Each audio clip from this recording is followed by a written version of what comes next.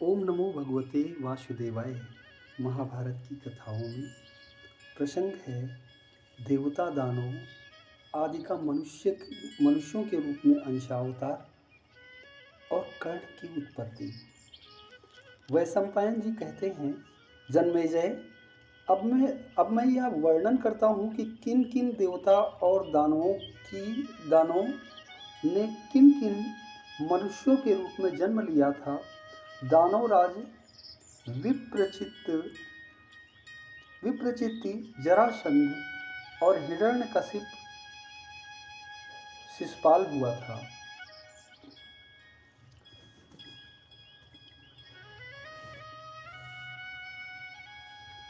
संहलाद शल्य और अनुलाद धृष्टकेतु हुआ था। शिव दैत्य द्रुम राजा के रूप में और वाशकल भगदत्त हुआ था। कालनेमि दैत्य ने ही कंस का रूप धारण किया था। भरद्वाज मुनि के यहाँ बृहस्पति के अंश से द्रोणाचार्य अवतीर्ण हुए थे। वे श्रेष्ठ धनुर्धर, उत्तम शस्त्रवेत्ता और परम तेजस्वी थे।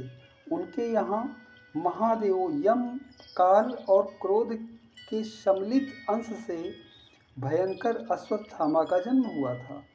वशिष्ठ ऋषि के शाप और इंद्र की आज्ञा से 8 वसु राजर्षि शांतनु के द्वारा गंगा जी के गर्भ से उत्पन्न हुए।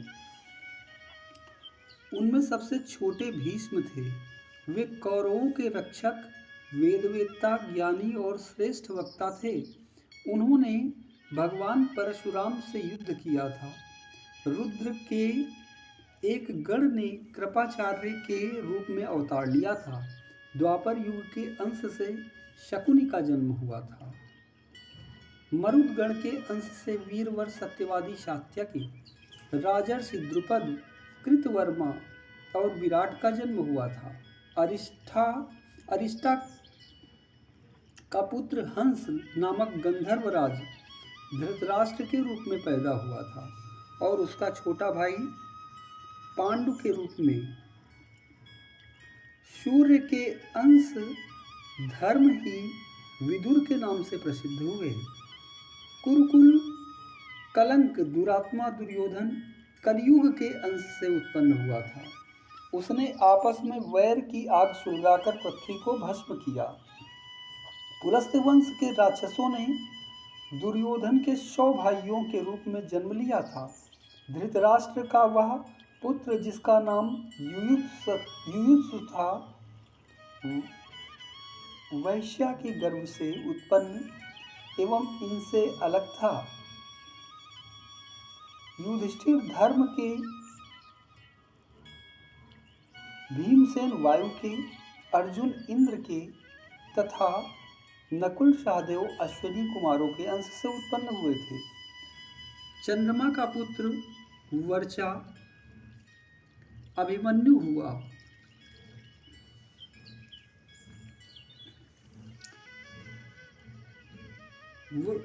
वर्चा के जन्म के समय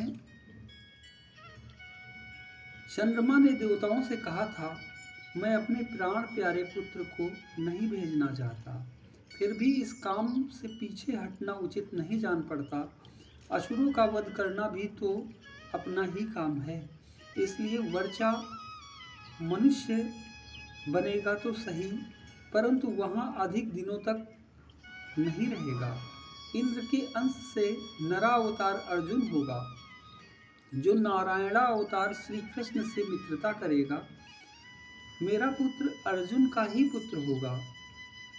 नर नारायण की उपस्थिति न रहने पर मेरा पुत्र चक्रव्यूह का भेदन करेगा और घमासान युद्ध करके बड़े बड़े महारथियों को चकित कर देगा। दिन भर युद्ध करने के बाद सायंकाल में वह मुझसे आ मिलेगा। इसकी पत्नी से जो पुत्र होगा वही कुरुकुल का वंशधर होगा। सभी देवताओं ने चंद्रमा की इस उक्ति का अनुमोदन किया। जन्मेजय, यही आपके दादा अभिमन्यु थे। अग्नि के अंश से धृष्टद्युम्न और एक राक्षस के अंश से शिखंडी का जन्म हुआ था।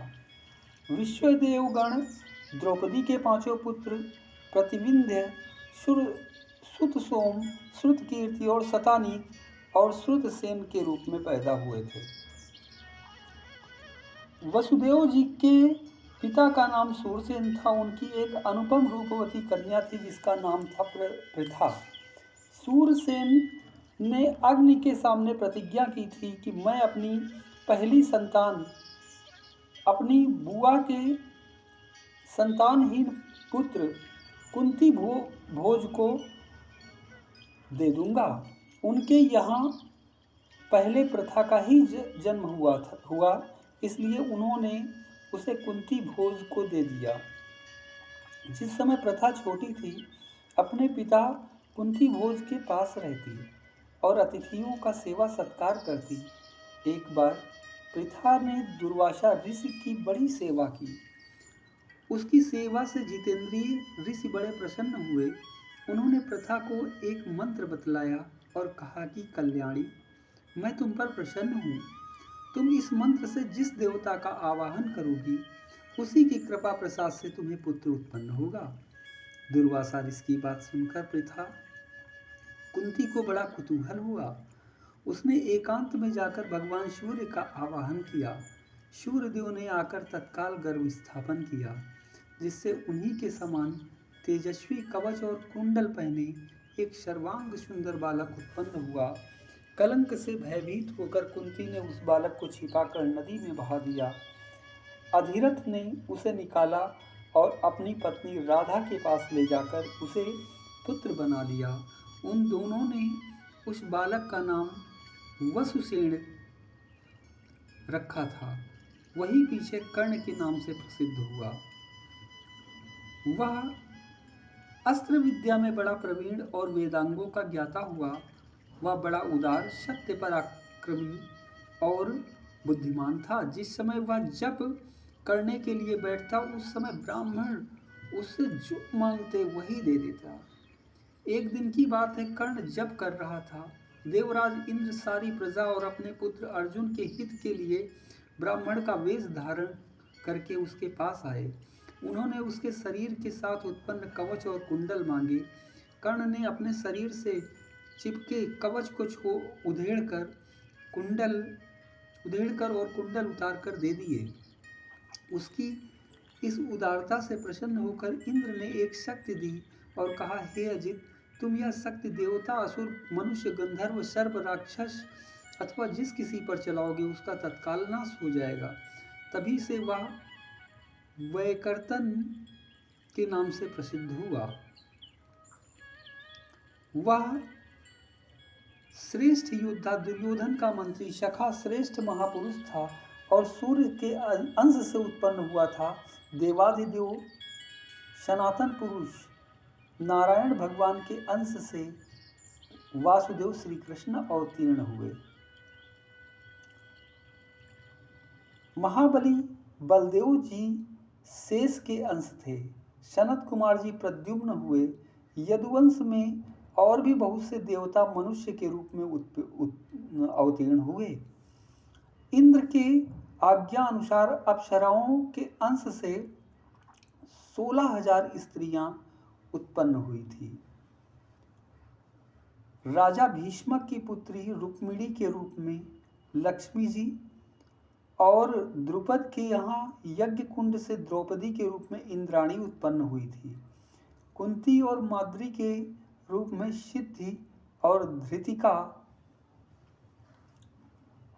का जन्म हुआ था। वे ही पांडवों की माता हुई। मति का जन्म राजा शुबल की पुत्री गांधारी के रूप में हुआ था। इस प्रकार देवता, असुर, गंधर्व, अप्सरा और राक्षस अपने अपने अंश से मनुष्य के रूप में उत्पन्न हुए थे। ओम नमो भगवते वासुदेवाय।